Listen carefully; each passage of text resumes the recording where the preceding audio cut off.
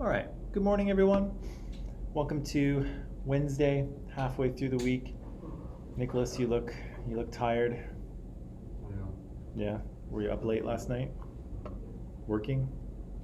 Watching. Watching? What were you watching? Vikings. How many seasons is that, Vikings? 6. 6 seasons? Wow. And it's worth watching?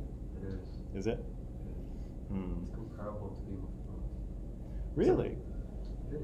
For me, honestly. But I haven't seen the ending, so. You haven't seen the ending of Vikings? Is it going to end after 6 seasons, or is it still? It'll end after 6 seasons. They're going to end it? Okay. And where are you? Season 5, part 2. Okay. So you're getting to the end. Yeah. Yeah? Satisfying? It is. Historically accurate? Probably not, right? It is. I feel like it is because it's made by the History Channel. Okay. Well, the History Channel had more credibility like 20 years ago. Now it's kind of I think. But I feel like it is for some reason. yeah, I feel like it is. it's possible. I don't know, but I've seen. Not all of them probably, but I feel like most of them are true. Well, I think it's definitely true that like a lot of shows like that, like action adventure shows, have tried to like really ground what's happening in reality, so it feels real. You know what I mean? Like you know, like in the Marvel movies, for instance. Yeah, there's superhero things happening, but they still feel like it still feels like real life, you know, and the people still feel like real people. They don't feel like sort of fantastic and larger than life kind of thing. And so, like, it seems, from what I've seen of Vikings, it seems that way too. It seems very like grounded and, you know, Watching it as well? realistic. What's that? You're watching it as well? No, I've seen like trailers and clips and things. Should watch it. Yeah. Okay. I'll put it on the list. I'm coming to the end of Schitt's Creek, which is a Canadian show. Just won two Golden Globes the other night. Definitely worth watching on Netflix. Canadian show. Definitely worth watching. Where else? I think that's what I haven't had a ton of time to watch TV, so I think that's all I'm watching right now. But I'll put Vikings on the list. There's a bit of a long list, unfortunately. What's that? I know Bossel's been bugging me to watch. He has, yeah. And I kind of understand. I will get to it. Maybe on the break. Breaks are good for binge watching shows. I don't know how people did it. Like, well, I was one of those people, but I don't know how people managed to watch a show and just like watch it once a week, like when it was on regular TV. You know, like I don't know. Yeah, like how did people like watch an episode of something and then have to wait another week? Yeah, that's why when the series is still ongoing, I have to wait until it finishes. Yeah. If I stop at one episode, then it's kind of. Yeah. Okay. I've done that with Breaking Bad and with Game of Thrones. I came in late, so I binged watched like the first 4 seasons, but then they hadn't made season 5 and I had to wait for it. It was the worst. Like how did we do that back in the Stone Age? It's a different world you're living in, Nicholas. Okay, so Shania is here. Good morning, Shania. Ryan is here. Good morning. Simrat is here. Good morning, Simrat. And Abby's here. Hello, Abby. Yesterday, we were talking about not Vikings, but women's suffrage. Something nearly as exciting, if not more so.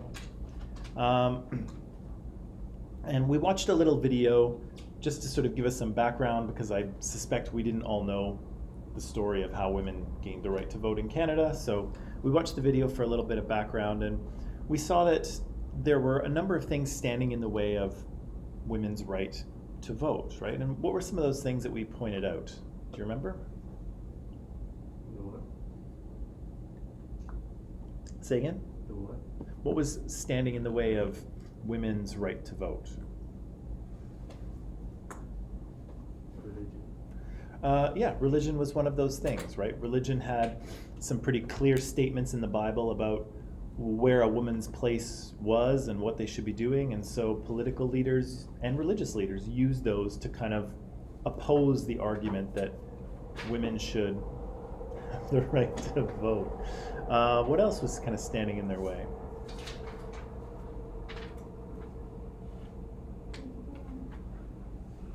Say again? Any arguments that a woman should only stay at home and a man kind of out to work?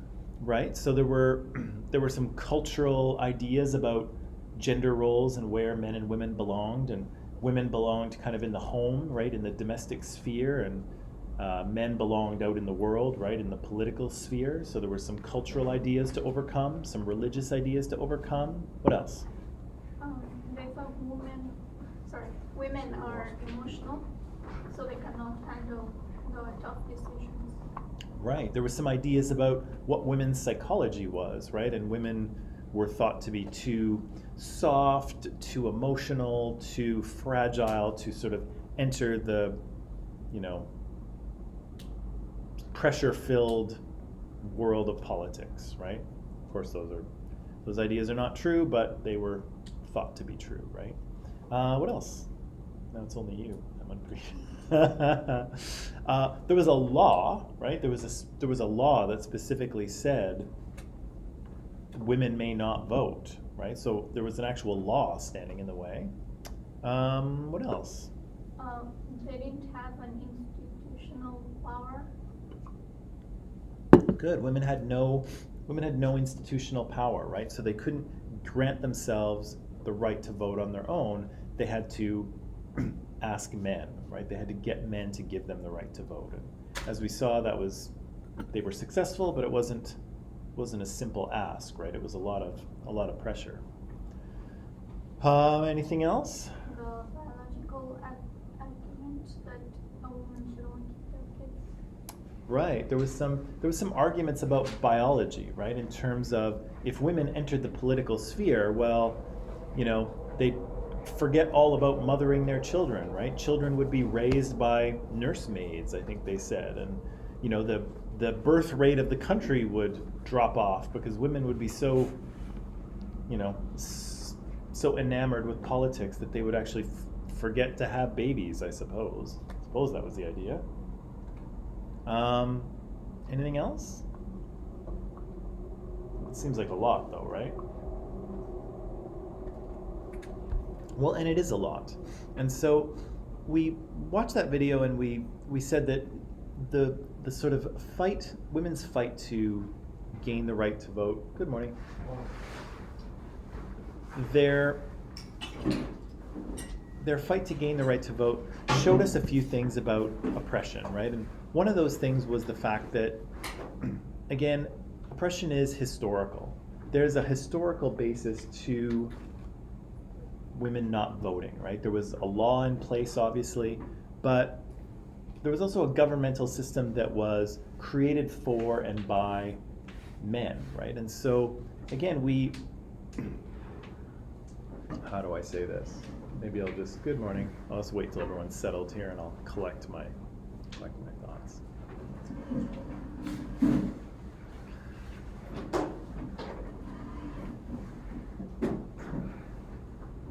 So the idea that oppression is historical here, what it has to do with is the fact that, this wasn't a simple question of giving women the right to vote because of the fact that women had not participated in politics really ever, right? Not in Canada, not in the US, and when you look back, as we will in comparative cultures later today, even if you look back to Greece and Rome, whose democratic systems kind of inspired the United States and Canada and Britain to a lesser degree, even when you look back at those societies didn't have women participating in politics either. So there was kind of a long history of women not being part of the political sphere. And so, this question of giving women the right to vote wasn't simply, oh gosh, I guess we forgot that. Sure, women, here you go. There was this kind of weight of tradition right? This weight of not only are women not a part of politics now, but they weren't 10 years ago, or 100 years ago, or even 2,000 years ago. And so that kind of tradition, that kind of historical baggage is difficult to overcome, right? That's a long precedent. And so again, the giving women the right to vote isn't a simple change because there's so much tradition behind it, right? And of course, the other thing is that men sort of create systems, any dominant group creates a society and systems that benefit them, right? And so again, we said that even if we elected all women tomorrow, it wouldn't change, good morning, it wouldn't change the government overnight, because the way the government operates, all of the laws that are on the books, most of those were written and passed by men. And so for women to really have an effect on government, they would actually need some time. Right? They would need some time to make some changes. And so this kind of historical precedent is something that has to be overcome, right? It's not just a matter of, you know, giving women the right to vote or electing more women. There's actually more that goes into it than that. One of the things we mentioned is that oppression was ideological, and so there were lots of beliefs and values and larger ideologies that were acting as a deterrent to allow women to vote, right? And so some of those ideas were, well, let's see. You know, I think in terms of women voting, I think that the bigger ideology is kind of like, is the gender role ideology, right? Where women belong, quotes, where women belong, where men belong, right? And so we have a very long, like we said, we have a long history of men being involved outside the house, right?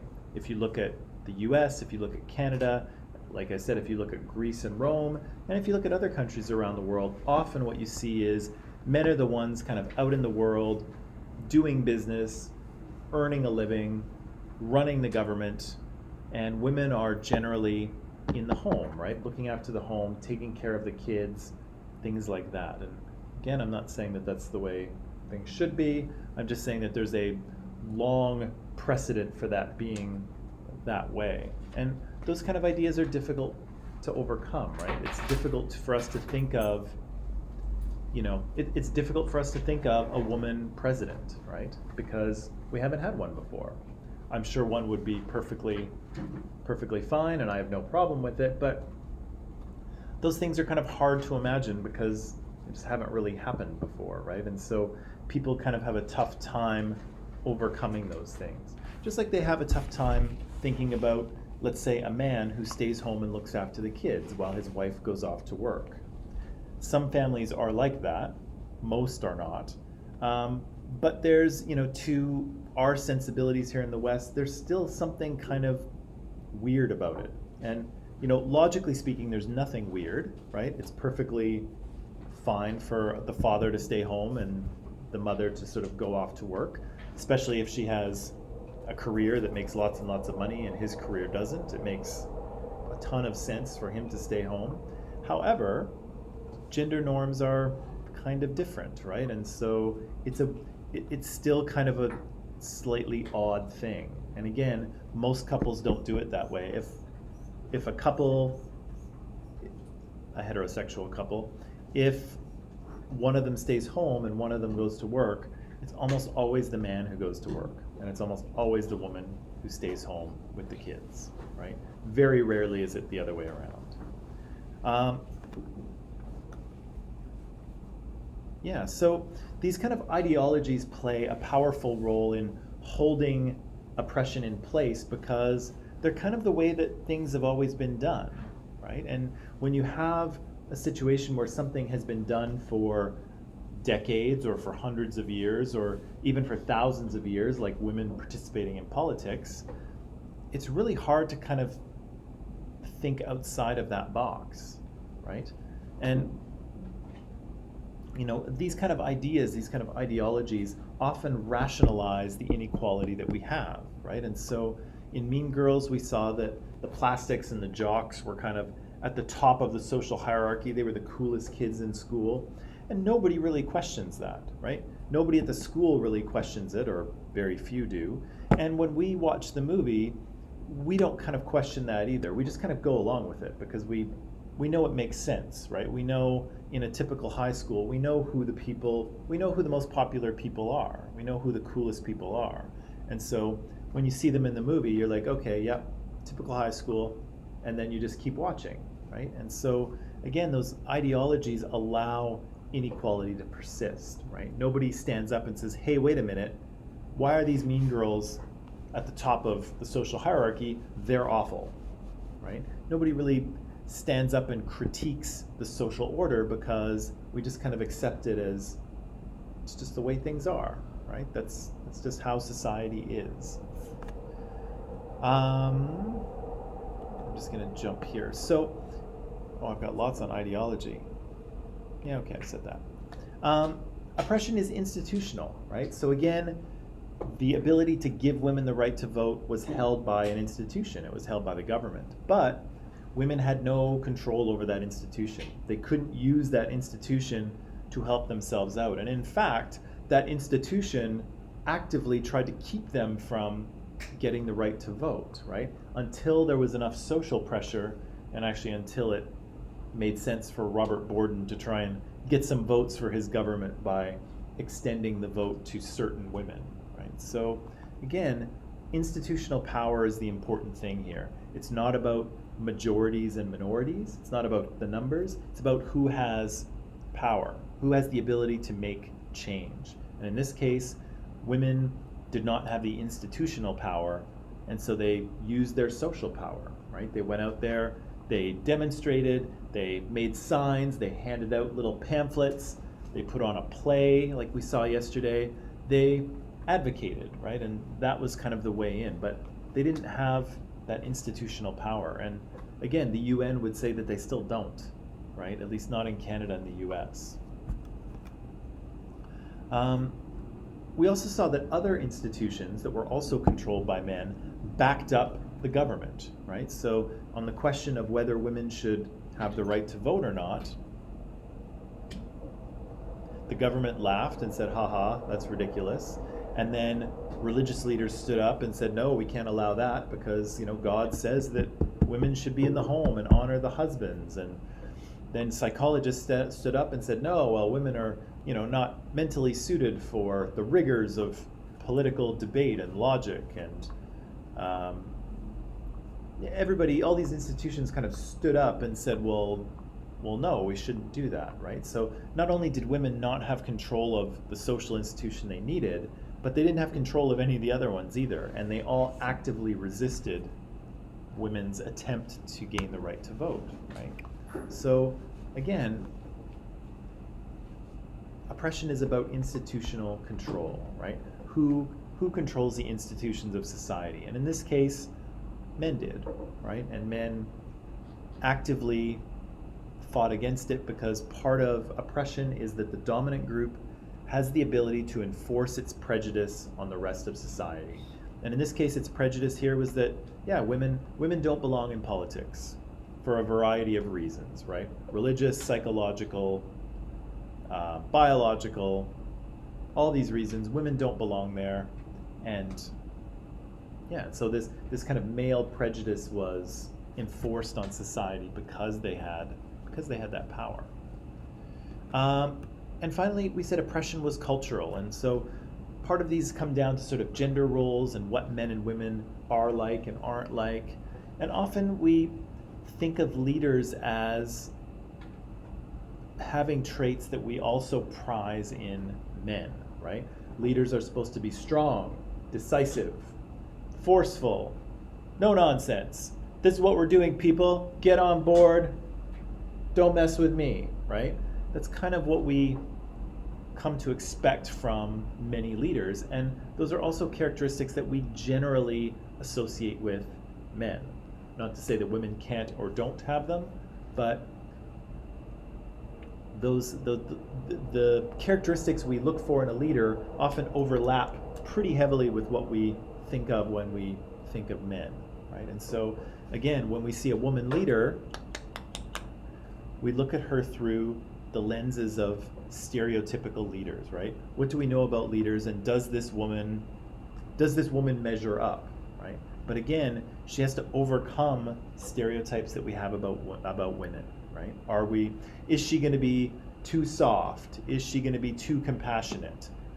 Is she going to be too emotional to lead the president, to lead the United States, right? And whether people are asking these questions consciously, they're certainly floating under the surface. And again, for someone like Hillary Clinton, when she ran for president in 2015, that worked against her, right? Because she had to be both feminine enough to be accepted as a woman, but also masculine enough and to be taken seriously as president. And it's a tricky, good morning, and it's a tricky line to walk. And it's a line that Donald Trump did not have to walk, right? Because again, he was a man, and we expect the president to be a man. So he didn't have to sort of overcome that sort of baggage, if you will. Whereas Hillary had to somehow deal with it. She had to somehow try to be both. And I don't think she was, well, she obviously wasn't successful in the election. I don't know that she was successful in being both, but it's just something that she had to do, right? So ideas about gender, ideas about children, about child rearing, all of those are very deeply held in culture, right? And so when you challenge those, people tend to have a strong reaction to it. And for women's suffrage, they did. They had a strong reaction.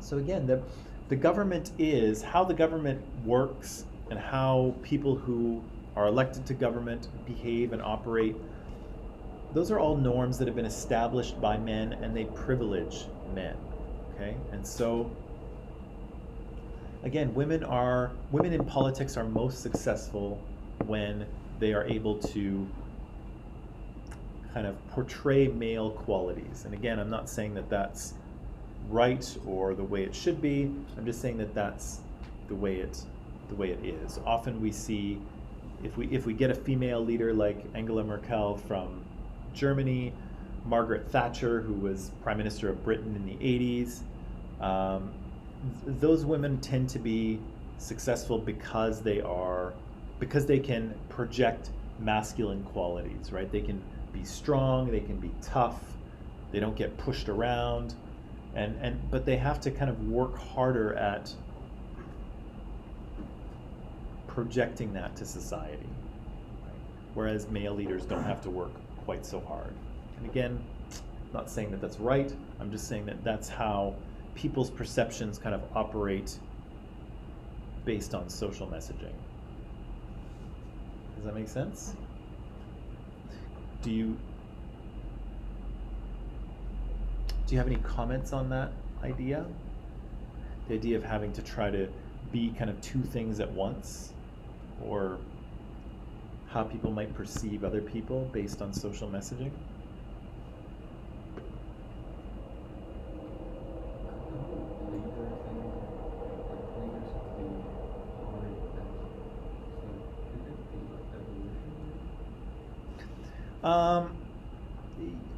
Yeah, so the question is, the sort of stereotypical leader, the sort of tough, logical, clear-minded, decisive person, is that evolutionary? Is there an evolutionary basis to that? It would make more sense to follow a leader that makes tough decisions when you're running in a small group, like something like that, right?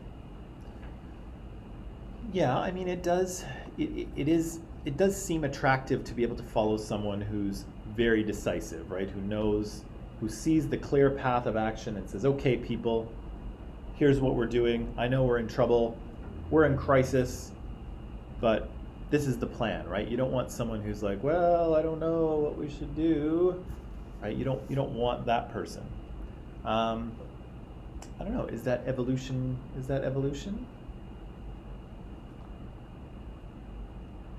Because I mean, some people who are very clear about what they think they should do are also very clearly wrong, right? I mean, Donald Trump was very clear about what he thought, and he could not have been more wrong in many cases, but he stuck to his guns, right? He continued to repeat the same thing over and over again and was very clear that this is the way things were, even though, the facts did not support him.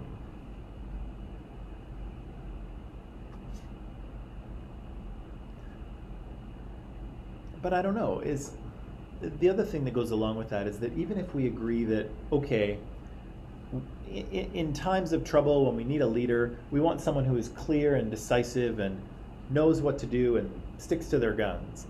But why do we necessarily connect that to men? Is that a way that men naturally are?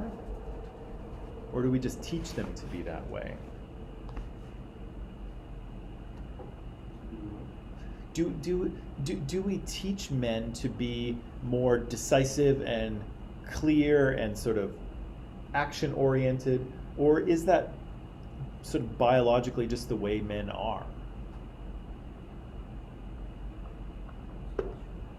What's that? You think it's natural? Not natural? I don't think I'm decisive. So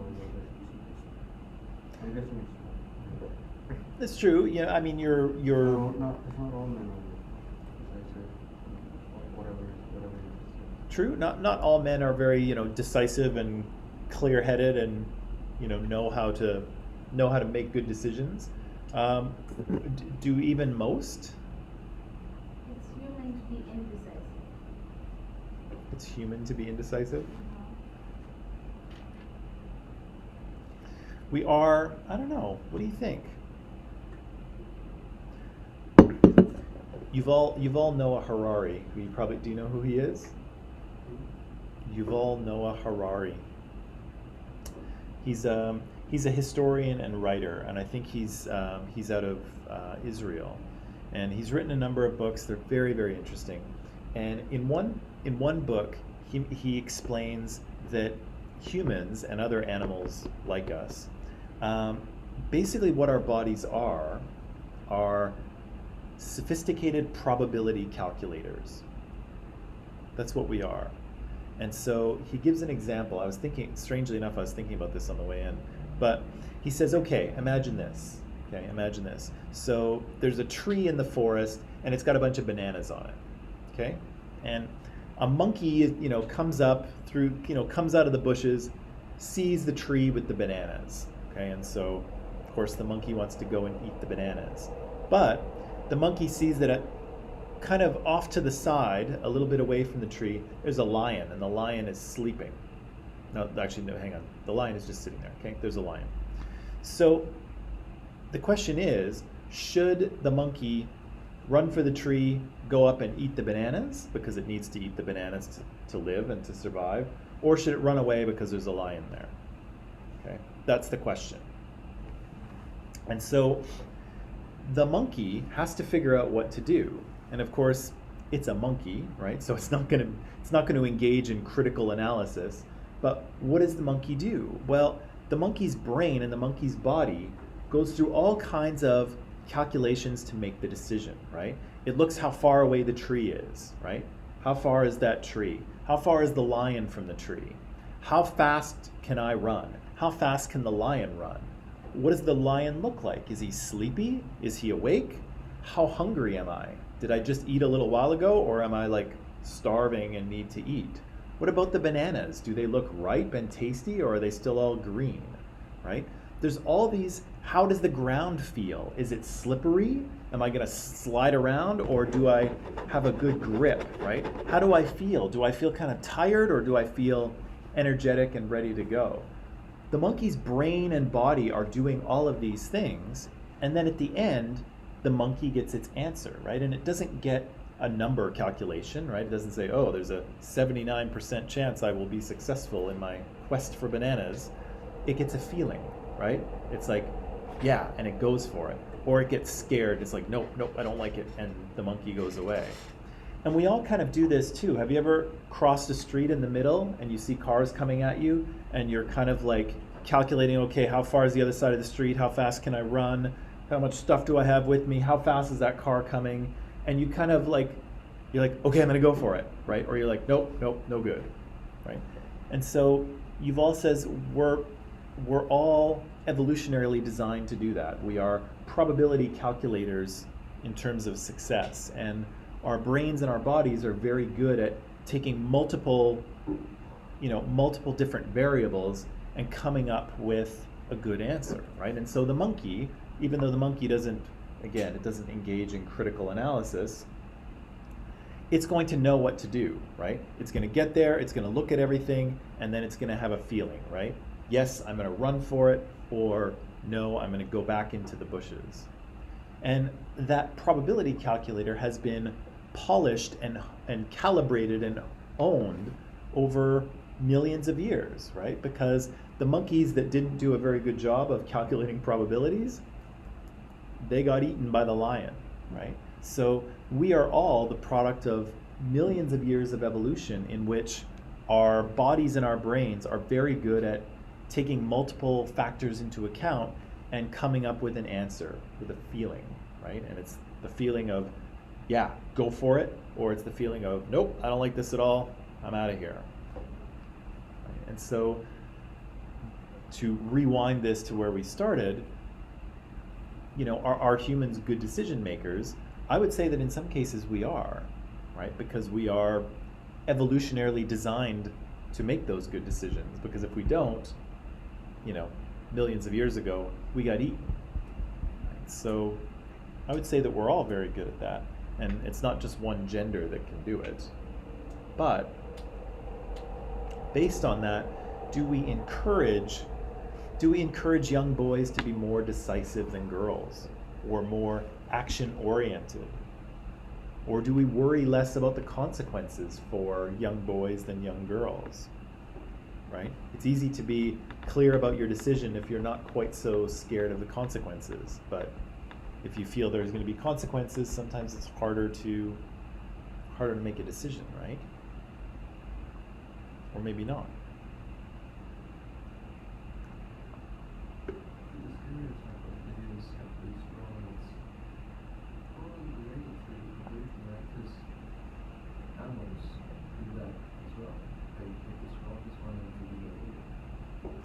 That's often true, right? Often in animals that have group leaders, often the leader is the strongest animal, right? The animal that can scare off or physically defeat its rivals, right? Gorillas are like that, wolves are like that. Whales aren't like that. Orcas or killer whales are matrilineal, and so it's actually female orcas that lead the group. That's kind of interesting. Good morning. That's kind of interesting. So I guess it depends on what kind of animal you are. Some are elephants, I should say, too, right? Groups of elephants are led by the oldest female, not by the oldest male or the strongest male.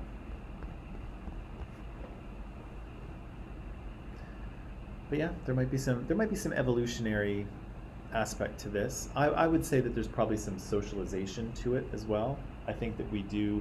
I can't speak for your cultures, of course, but yeah, here in the West, I think we do condition our boys to be more active, to be more decisive, to be more choice-oriented, right? I think that's probably true, but I don't know. Sometimes nature and nurture get mixed up, and it's hard to tell. It's hard to tell what's what. Let's see. Right, and so the last thing we said about this women's suffrage thing was that we should point out that there was some intersectionality going on, right? So just because women won the right to vote, it didn't mean that all women got the right to vote, right? Women of color, indigenous women, they actually had to continue to fight, right? And in some cases fought for decades to be able to get the thing that white women achieved, in 1917. and that men didn't have to achieve it all because they just always had it, right? So strangely enough, the minoritized groups somehow had to prove that they should be allowed to have this right, and yet the dominant group never had to prove that, right? We never had to prove why men should have the right to vote. They just had it, right? Actually, and so keep an eye on that, because often you'll see that where, you know, a dominant group will have a right or privilege, and then somehow it seems to fall to the minoritized group to prove that they should have it too, right? And again, it's not fair, right? You don't, if one group has the right to do something, another group shouldn't have to prove that they should have it too. But often that's what happens. They have to convince other people.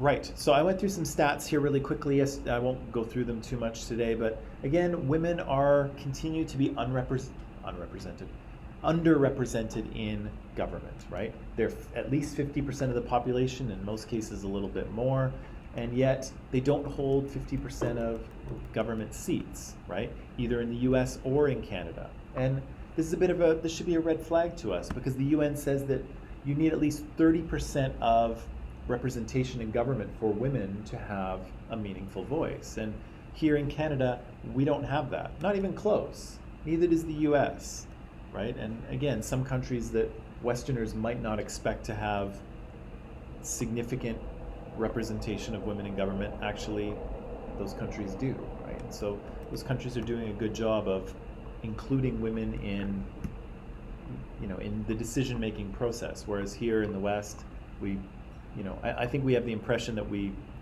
feel like we're equal, right? We feel like women are mostly equal to men, but the numbers don't seem to suggest that. Right. So I have a short thing for you to read. There's just a couple of ideas here, that some of which we've talked about, some of which we haven't. The article will talk about 3 things that make sexism difficult to see. They'll talk about an ideology of the civilized versus the uncivilized world. And then they'll talk about this idea of positioning women's oppression as an issue of marginalized societies. This is a little bit of a tricky one. And I want to ask you the question of, you know, that BBC documentary we watched, is it guilty of doing that thing, of positioning women's oppression as an issue of marginalized societies, or is the documentary not guilty of that? Did it not do that? Okay, so it's a very short thing to read. It's maybe a page and a quarter, I think. It is in Microsoft Teams, so I'll give you just a few minutes to read it over, and then we'll talk about it, okay?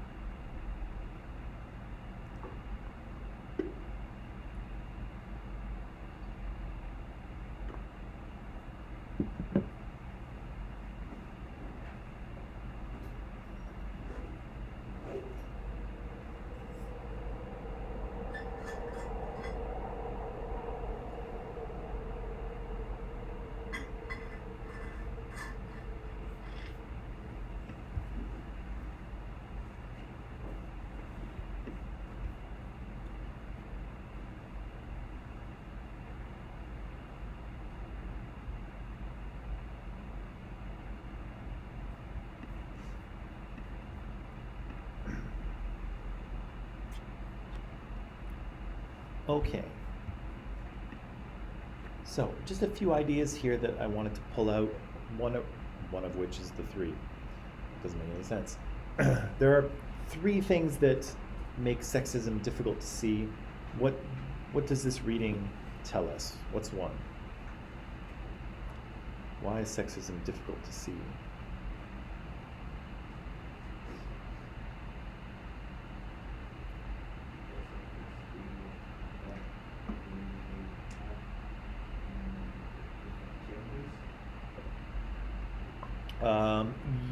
Yes, I don't think that's what they said, though, did they?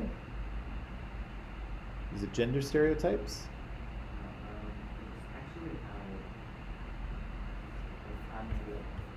how people actually marginalize sexism in everyone in the world. Okay, maybe. Can we add a little bit to that? But most people, especially women who get sexism is a socializing force in their life. Okay. In what way is it a socializing force?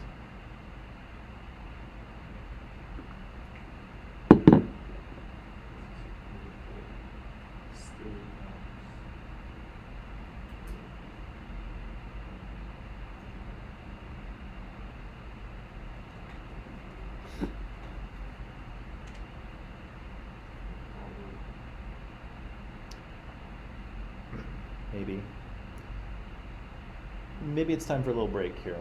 Maybe that's what we need. So let's take a little break. When we come back, we'll deal with these three things, okay?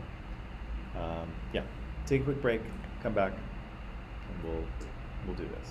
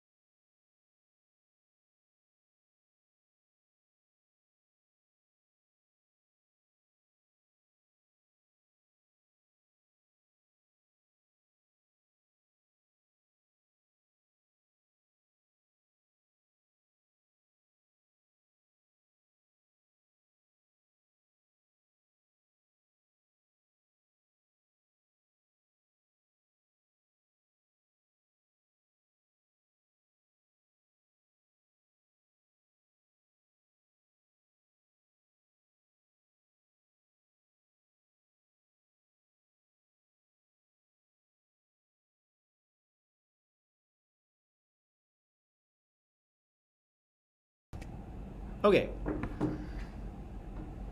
So let's try this again. We had three major issues that make sexism difficult to see. What is the first one? First thing that makes sexism difficult to see. We focus on the extreme cases, so everyday. Yeah, so we often see things in the newspaper that are kind of fantastic and, sort of sensational. They are examples of sexism. Often they're quite brutal and awful and worthy of, shock and outrage. But yeah, we often kind of get distracted by them. And, often the sexism that occurs in regular society is kind of, it goes under the surface, or it's not quite so obvious. And so, again, we get distracted by these sort of major news stories that show up every now and again. What's the second one?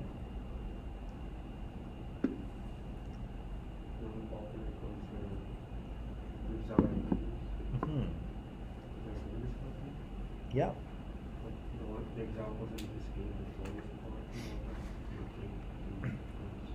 Yeah, a lot of marketing that is out there, not all marketing, but a lot of marketing that's out there sells us the same sort of stereotypical gender roles that we have absorbed, right? They give us the safe thing, because the safe thing is always, more easily marketable, right? If you're going to sell laundry detergent, it's much easier to create a commercial with mom and the laundry basket and her kids running around and I don't have time for stains, that's what people expect. It's much easier to make a commercial like that rather than a commercial that shows, I don't know, a homosexual couple with an adopted child and they're doing the laundry together.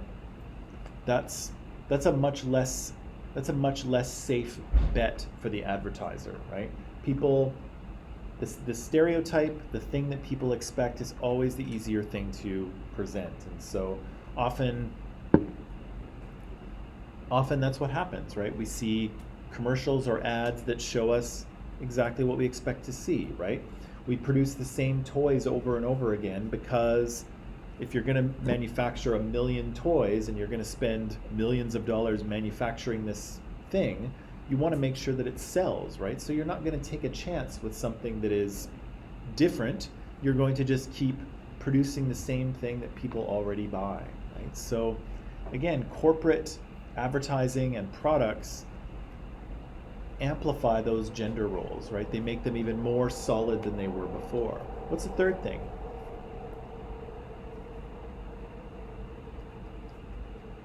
What's the third thing?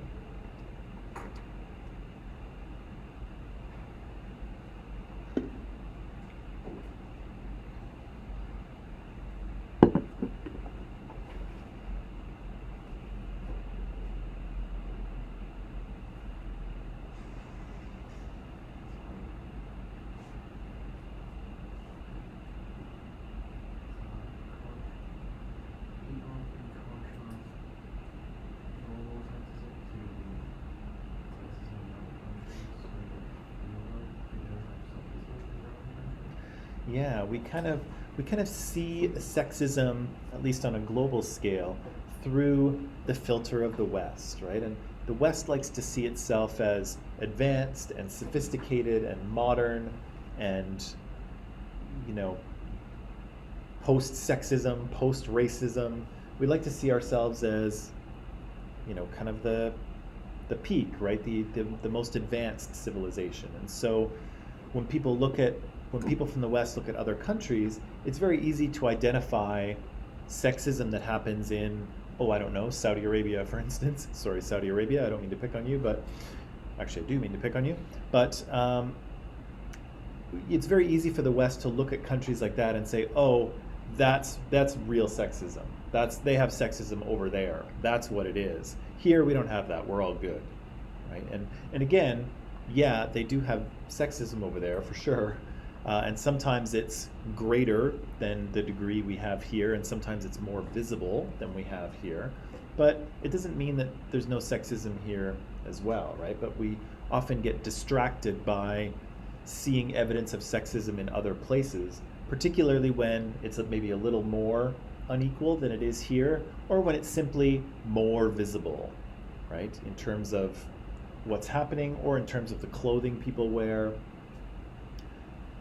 All of those things tend to kind of distract people in the West from seeing the sexism in front of them because they can find evidence of it elsewhere. And that's kind of the second question, actually, is the idea of the civilized versus the uncivilized world. And so the West likes to see itself as civilized and sophisticated and, you know, very knowledgeable about racism and sexism, and we're very equal and progressive. The West likes to see itself that way. Whether it actually is that way is another story, but it likes to see itself that way. And so it looks to other countries and, you know, very easily identifies the sexism there, but has trouble seeing the sexism that is occurring in its own country, right? What does this last one mean here? Positioning women's oppression as an issue of marginalized societies.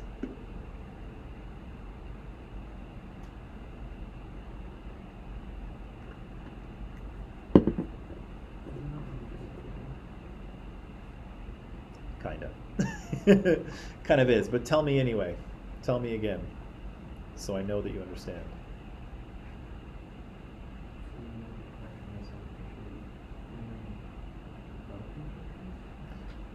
Yeah, so seeing sexism and oppression of women as something that developing countries or marginalized countries, that's a problem that they have over there, right? We don't have it here, but they have that problem over there. And so my question here is, did the BBC documentary do that? Were they guilty of that? I mean, there were two girls that were arguably from the West, right? So Vigdis from Iceland that's the West, as was Lulu from the UK. But then we had two girls from, I guess Mira could be seen as from the East, right, from Jordan, and Shwe Shwe was from Lesotho in Africa, which I don't think is necessarily the East, but it's Africa. Did he do that? Did the documentary do that, or did it not?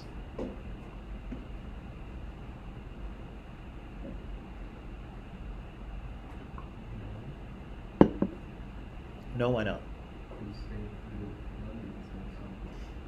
Right. So London was an example. So we had, you know, if it was just Shwe Shwe and Mira in the documentary, then maybe. But we did have some Western representation, and those girls did still have issues with sexism, right? They very clearly outlined what they were.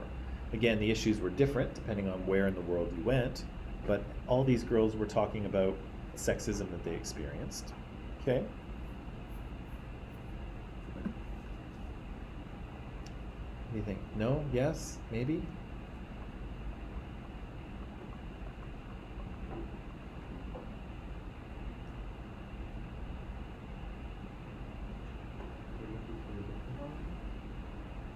What's that?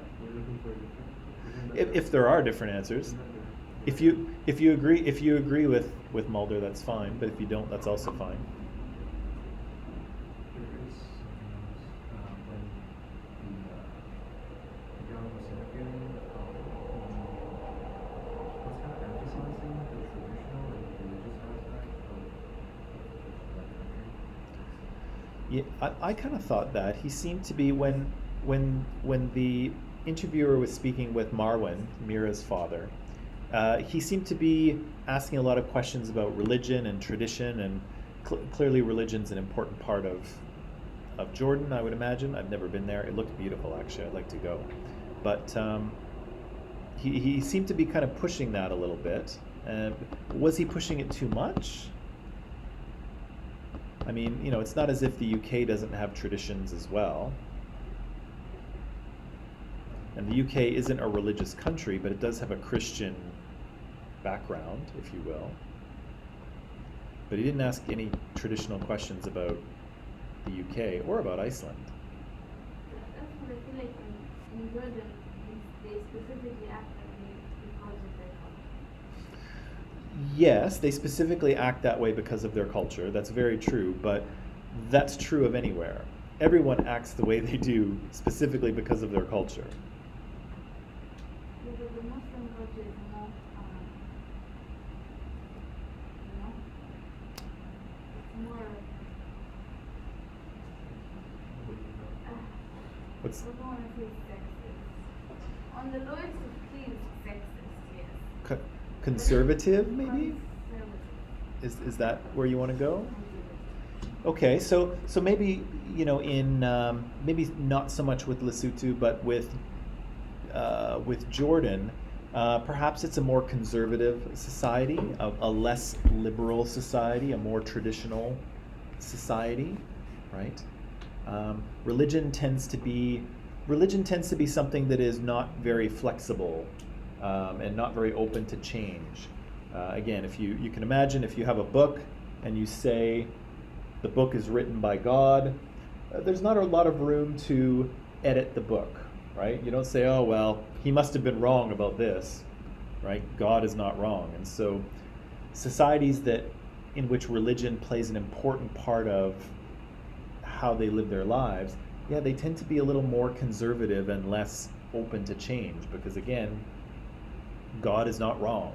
And so if God says that this is the way things are, it makes it much more difficult to challenge, right?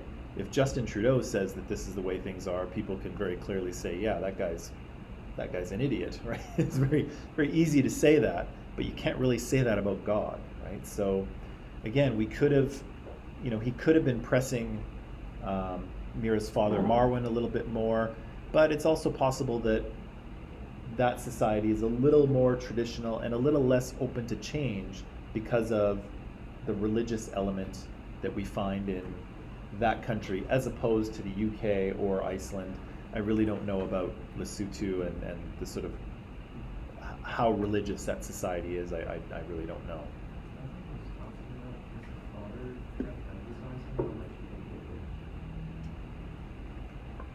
The father was emphasizing what?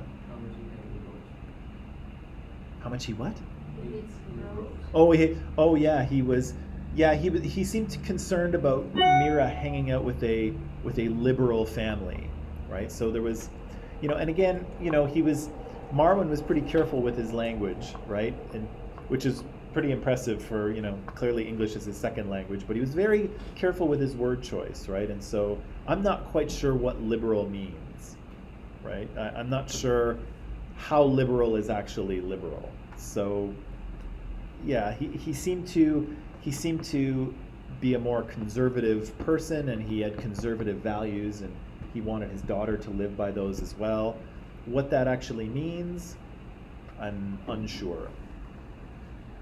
As I say, Marwan was very careful with his language, and so I don't know what he meant by that. Yeah, so what do you think, Alder? I thought you were going to say something. I thought your mouth was opening, and then you stopped. Okay. I don't know.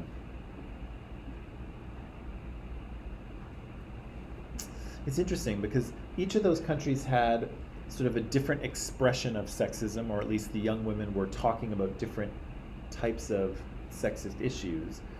All of those countries had different cultures and sort of different traditional values. And so as a result, he wound up talking about different things, right? He wasn't talking about highly sexualized comments in Jordan, right? Because those things weren't happening, right? So yeah, this is a tricky one, and I don't know. I've gone back and forth on this answer. I've said yes in the past, I've said no in the past, and I'm not really sure. But sometimes one of the things I'll point out to you is that sometimes it's just good to ask the question, right? Even if you don't know for sure what the answer is, and I'm not really sure if this documentary was doing that or not.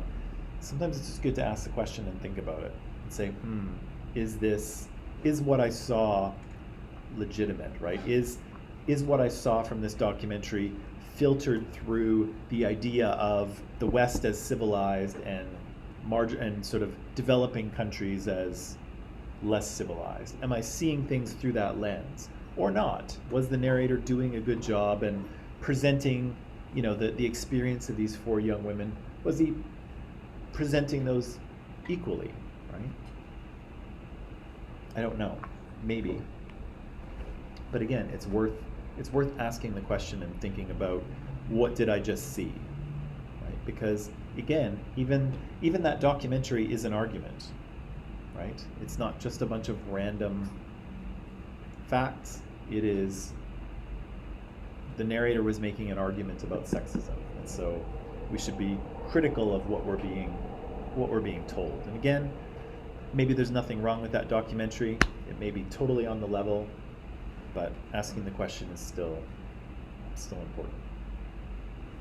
Okay, I'm going to press pause there because I want to take a minute to talk about paper stuff.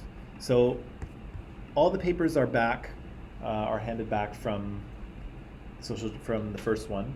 I have a couple of comments for everybody. So obviously I provided some audio comments that I hopefully you were able to listen to and hopefully were helpful. A couple of things to point out. So number 1, maybe I'll work from, I've got a list here, but maybe I'll work from bottom to top. So most people, maybe closer to half people, most people did an okay job with their MLA formatting, but it has to, your reference has to be cited in the appropriate format, okay? So if you don't know how to do that, Google it. There's also in the Columbia College Library, there's a guide to how to do it. It is an annoying pain in the butt to format your references. I will not lie to you on that front. It is annoying to have to figure out, what's italicized and where the period and the comma goes and accessed on blah. Yeah, it's an annoying thing to do, but you have to do it, right? Especially for university papers, they have to be formatted correctly. So you may as well get some practice and do it right now. Okay. So again, I know it's annoying. I wrote my master's thesis and had pages and pages of references to format. It was the worst, but you got to do it. So do it. One of the things that I think people struggled with, well, actually, maybe I will start at the top. What I asked you to do was look into a form of oppression, find an argument, and respond to it, okay? And so what you had to do was, again, find a source with an argument in it. And some people were successful in doing that, and some people were less so. And so it was a bit of a struggle, I think, for some people, because if you found if you found an article that was just informational, like it just told you information, then it was really tough to pull the argument out of there because there was no argument, right? And so some people kind of struggled with that a little bit, and if you did, I probably mentioned that. Also keep in mind that when you find a source, you should assess it for credibility. Some sources are not as good as others because they're random blog posts, right? Or just things that people have written on the internet. And we got to be careful of those because not everybody knows what they're talking about, right? And you don't want to use an article that is of questionable quality, right? Especially if you're writing a university paper. You need to demonstrate to your readers and to your professor that you actually know what you're doing, right? And if you include a source that is kind of weak or from someone who doesn't know what they're talking about, the prof will think that you don't know what you're talking about either, right?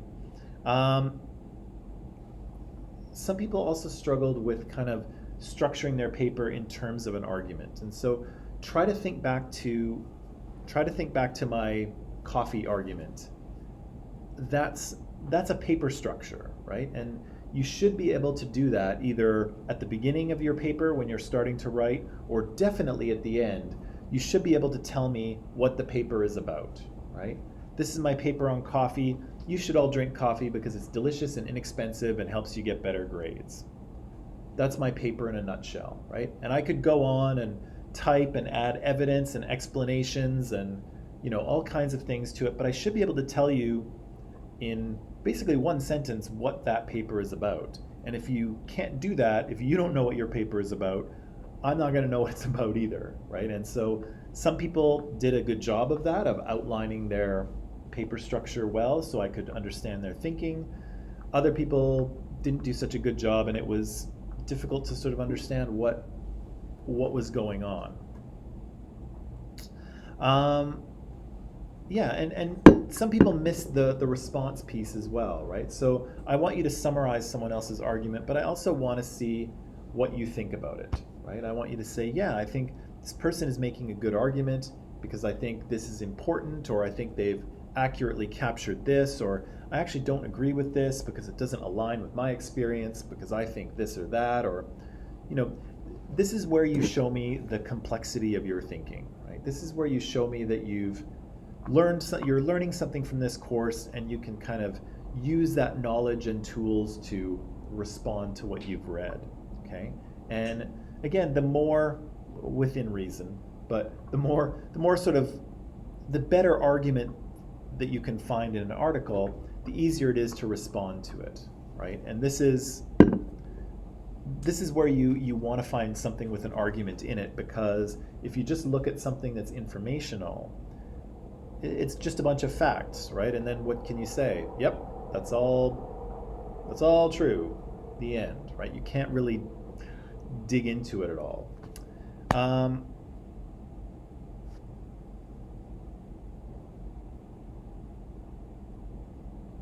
Yeah, I think that's what I wanted to say. Now, the other thing I want to talk about very quickly is the micropapers themselves. So I'm going to assign another one later today because we've got to get going here. But if you remember from the original syllabus, I said that we were going to write 3 micropapers.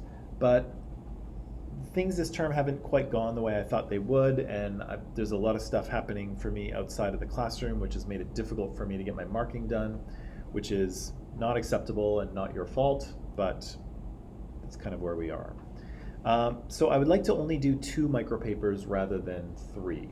And so this one that I assigned to you today will be the second one, and then there will be a final paper that takes the place of the final exam. So there's no final exam, there's just a final paper. And so my question to you is that acceptable to everyone, to only do 2 papers rather than 3? I have a question. Yes. Because we're reducing the number of required micropapers, do they worth more value? That is true. Then they will be worth more value. And so the other question is that acceptable to you? Or, if it is not acceptable, do you have a counter proposal? Or something that you would like to see? You don't like that they're worth more? Okay. Well, we can always shift the weighting of assignments, but how should we do that?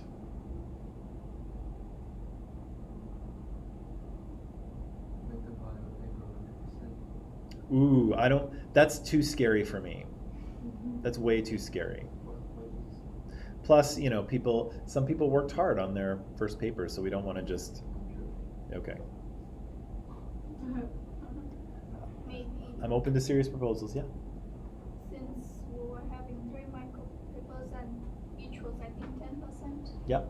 And the 3 that is 30%, we just distribute them between the 2 papers, which will be 50% per paper. Right. So yeah, so we could kind of leave it that way, and rather than each paper being worth 10, each paper will be worth 15. There'll be 2 worth 15 rather than 3 worth 10. That's one option.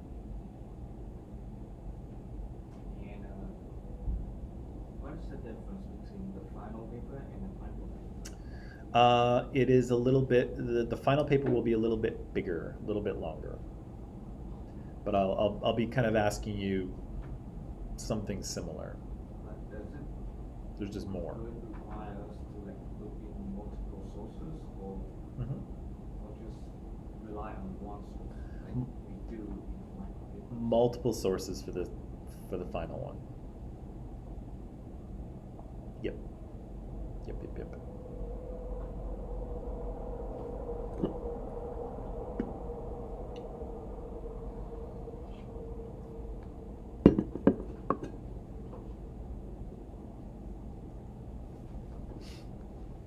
So what should we do? What's that? I think they're appropriate to the first one. So 2 papers is acceptable, at least, right? Rather than just 3, because we won't have time. We won't have time for the third one. Is the long and short of it. So we're kind of stuck. We're kind of stuck there. But in terms of mark weighting, are we okay with each of those micropapers being worth 15%, or is there another proposal?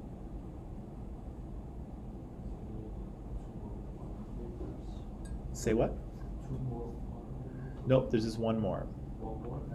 One more, and then the final paper. How much is it necessary? The quizzes, I think they're worth 20. Is that correct? Just a second. Okay. I What think. about the final one? Say again. The final one is, I think, the final paper I think is worth 35. Don't quote me on that. Don't quote me on that, but that's what was in the syllabus. Final is 35, quizzes are 25. 25. 25 for the quizzes, 35 for the final. It's quiz or mark? The quizzes are worth 25. Final paper's worth 35. The quizzes are 4, and we're done with it. Yes. So we'll have to have 2 more of those. So we only did 2 quizzes.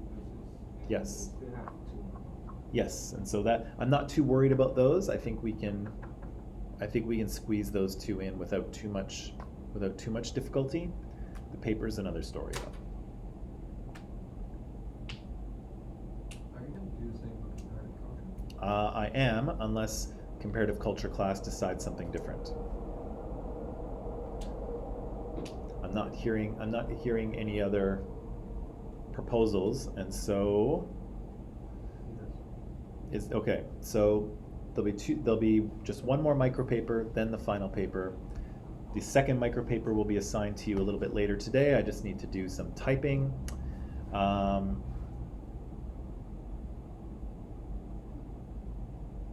Yeah, and then they'll both be worth 15. The other thing, and this happened a little bit more in comparative culture, and I'm not sure I can't remember the degree to which it happened in this class, but I'll say as well.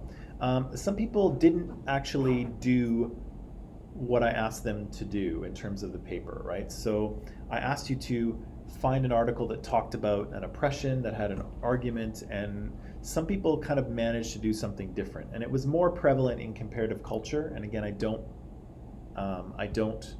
know if it happened in here. But if it did, you need to follow the assignment, right? So if I'm asking you for a paper on this subject, and I'm asking you to respond to it, I expect you to do that, right? And if you don't do it, then I'm not going to mark it. And this time I was unfortunately forced to mark people's papers anyway, even though they had kind of drifted off course. But I will warn you, don't drift off course again, okay? If I ask you for something in the assignment, that's what I want to see, because that's how I'm trying to assess what you're doing. And if you do something different, there's gonna be trouble. So as I say, it happened more in comparative culture than it happened in here, so it probably didn't happen much in here. But if in my audio comments, if I said, you didn't really do what I asked you to do, make sure you do what I ask you to do, because that's how I don't just ask questions randomly. I ask them for specific reasons, so you have to do what I tell you to do, okay? Other than that, I think we'll leave it there. I think that issue seems to be decided, or at least we don't have any counter proposals. I will end class for you here, and I'll see you. So the final paper, you will assign us a week before or 2 weeks? I'll try to give you, let me just look at my calendar here. Because the last day, I think it's 9th April. The last day of class is the 9th. Yeah, I'll definitely give you, I'll give you at least 2 solid weeks to work on it, if not a little bit more. So yeah, the final paper won't be I'll give you an appreciable amount of time to do it, because I know, I want it to be good, I want you to take time on it, but secondly, everything happens at the end of term, and so you need a little bit of flexibility to be able to work on things, because everything can't be you can't do everything in the last 3 days of class, right? So I'm going to give you that space to work, okay? So both the micro paper and the final paper are gonna take up 2 weeks. Yeah, and I think what I'll do is I'll give you a week and a half or maybe 2 weeks to work on this micro paper, and then I'll give you the assignment for the final paper, and you'll have 2 or 2.5 weeks to work on that. So maybe even, yeah, about that. I find that people don't start things that early anyway, so even if I gave you like 5 weeks to work on the final paper, most people wouldn't start until 2 weeks anyway, so I might be wrong about that, but usually I find that's what happens, is that you can give people more time, but they won't necessarily start early, so yeah, that's how that'll work. So you will have time to do these things. Is the final paper gonna be like the same thing as a regular paper? Mostly, but bigger. So it's gonna be bigger than a regular paper. Mm-hmm. I can feel the heat coming up. You can feel the heat, yeah. What is it needed for the next one? I think I'm going to make it 2 weeks. So I think I'm going to make it 2 weeks from today, which is March the 17th. St. Patrick's Day, if you're Irish. Okay, that is all. Have a nice afternoon. I will see you tomorrow. Goodbye.